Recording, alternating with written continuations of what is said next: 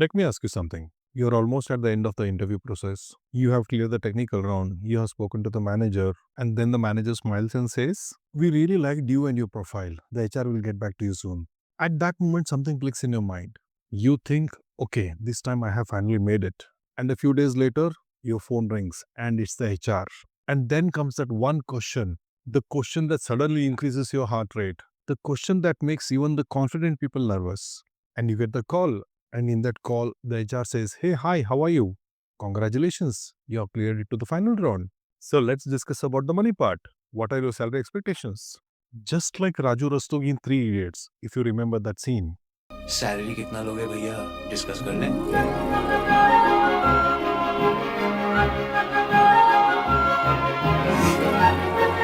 Thank you sir The moment this question comes, we all freeze. Your mind starts racing. If I ask too much, I'll look overpriced. If I ask for too little, then what's the point of changing the job? All these thoughts are running in your mind continuously at the same time. And here is the truth. This one question can change your financial future forever. Only if you know how to answer this question correctly. In fact, if you understand the total interview process, this is the only question that directly works in your favor. So today in this video, I will walk you through a step-by-step salary negotiation strategy that actually works in our market, as in Indian market. Let's start with the mistakes we make usually, because most of the people lose their game right here. Usually when a candidate reaches this stage, what do they usually do? First mistake, they'll say, "I'll accept anything." Some candidates say, "I'm okay with whatever company is offering."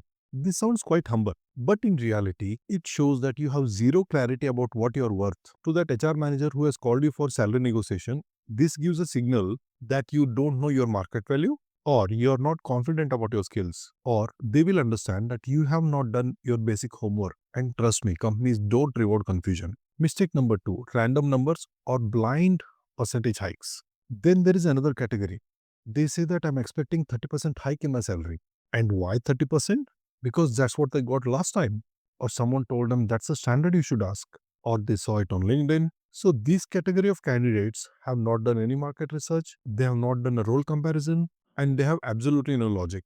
This is actually dangerous for you, because that HR immediately understands that this person has no idea at all about how compensation works. Some candidates confidently say, "I'm expecting 18 lakh per annum." This leaves seriously no room for discussion. If your number is too high, then you will get rejected. If your number is too low, then obviously you're underpaid. Either way, you lose control. Now let's talk about the correct approach. You just need to understand three simple factors. Salaries in India varies highly based on the location.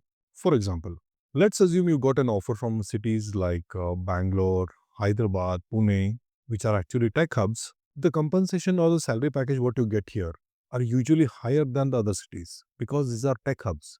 If you are getting an offer from a company which is situated in a tier 2 city, then the compensation will be a little lower. The same role can have 20 to 30% difference in the annual package for the location. Never ignore this. You must clearly understand this. Whether the offer is coming from a product-based company or a service-based company or a funded startup or a small organization. All these type of companies have different pay structure. Of course, product-based companies usually pay more. Service-based firms usually optimize their cost. Startup companies may balance your salaries with ESOPs. On the other hand, small firms usually have a tight budget. Please understand, it's the same role, same experience, but different pay logic. This is where most people underestimate themselves.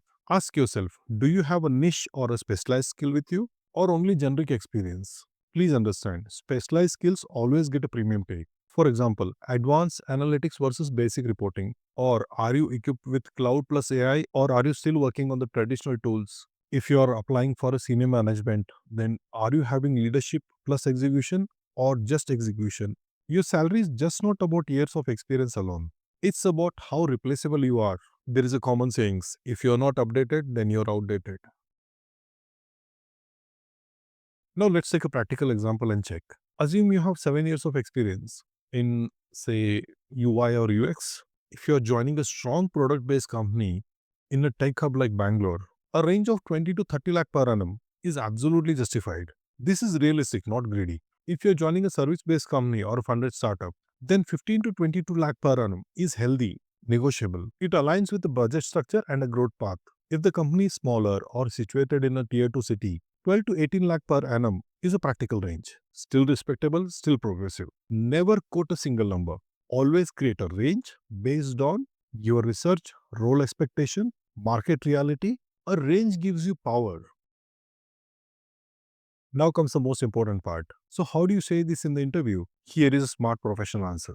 Based on my market research, experience, and skill set, I believe a compensation range of 12 to 15 lakh per annum would be fair for this role. However, I'm open to discussion depending on the overall package, responsibilities, and growth opportunities. This answer shows your confidence that you are aware of the current market, flexibility, maturity. Here, you don't sound greedy, you don't sound desperate, you sound prepared. Please understand this. Salary discussion is not a guessing game, it's a strategy. This one question can decide your savings, define your lifestyle for the future. This shapes your long term financial future. So, in your next interview, don't sound confused, don't sound greedy, don't undersell yourself. Just remember these three things: research, clarity, and confidence. And you'll definitely handle your salary negotiation like a professional.